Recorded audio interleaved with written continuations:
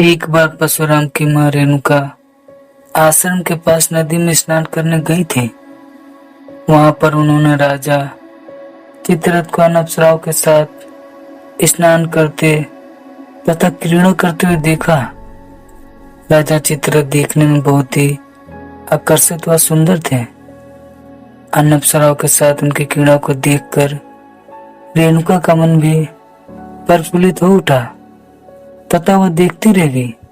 इसी कारण से उन्हें स्नान करके वापस आश्रम आने में देरी हो गई। जब रेणुका स्नान करके वापस आश्रम लौटी तो उनके हाव भाव बदले हुए थे तथा उनके मन में अभी भी वही दृश्य चल रहा था। क्योंकि ऋषि जमदग्नि एक महान तपस्वी थे तो उन्होंने अपने तप के बल पर संपूर्ण बात का पता लगा लिया तथा रेणुका का मन भी पढ़ लिया। यह देखकर उन्हें इतना ज्यादा क्रोध आया कि उन्होंने अपने बड़े पुत्र को अपनी मां का गला काटने का आदेश दे दिया। उनका सबसे बड़ा पुत्र अपनी मां के प्रेम में ऐसा नहीं कर पाया। तब उन्होंने अपने दूसरे तथा तीसरे पुत्र को भी यही आदेश दिया, लेकिन वे भी ऐसा कर पाने में अस्थिर थे। एक और मां की हत्या का पाप लगता तो दूसरी ओर पिता की आज्ञा की अवहेलना का पाप लगता। यह एक धर्म संकट था, लेकिन उन्होंने मातृ हत्या करने से मना कर दिया। अपने पुत्रों के द्वारा स्वयं की ऐसी अवहेलना किए जाने पर ऋषि जमदग्नि को अत्यधिक क्रोध आ गया और उन्होंने अपने तीनों पुत्रों को श्राप दिया कि वे अपना विवेक, बुद्धि तथा सारा ज्ञान खो देंगे। इसके पश्चात ऋषि जमदग्नि ने अपने सबसे छोटे पुत्र परशुराम को अपनी मां रेणुका का मस्तक धड़ से अलग करने का आदेश दे दिया।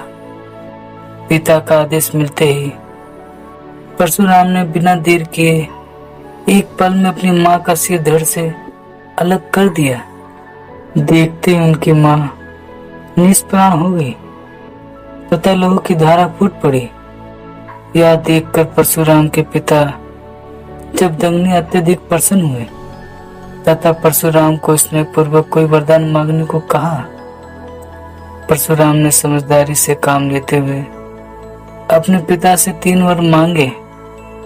पहले वर में उन्होंने अपनी मां को पुनः जीवित करने को कहा।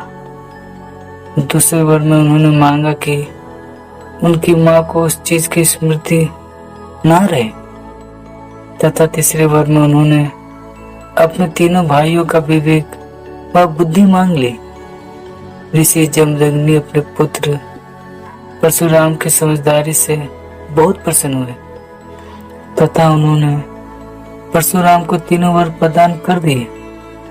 इसके पश्चात सब कुछ फिर से समान हो गया तथा परशुराम जी की मां पुनः जीवित हो उठी।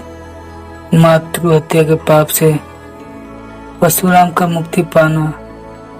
हालांकि भगवान परशुराम ने अपनी मां रेणुका को पुनः जीवित तो करवा लिया था, लेकिन उनके ऊपर मातृ हत्या का पाप लग चुका था।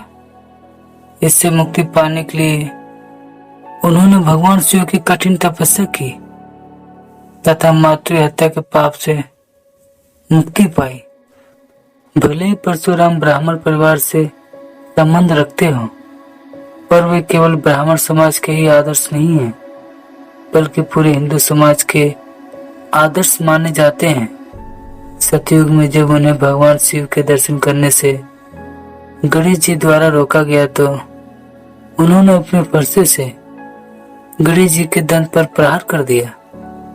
तभी से गणेश जी एक दंत कहलाने लगे।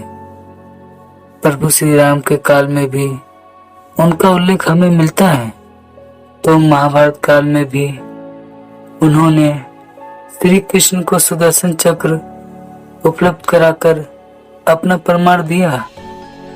इसी वजह से यह कहा जाता है कि कालिकाल के अंत में भी परशुराम अवतार अवश्य दिखाई देंगे। तो कमेंट में जय परशुराम लिखना ना भूलें। यदि आपको कथा अच्छी लगी हो तो वीडियो को जरूर शेयर करें, और यदि आप चैनल पर पहली बार आए हैं तो चैनल को सब्सक्राइब जरूर कर दें।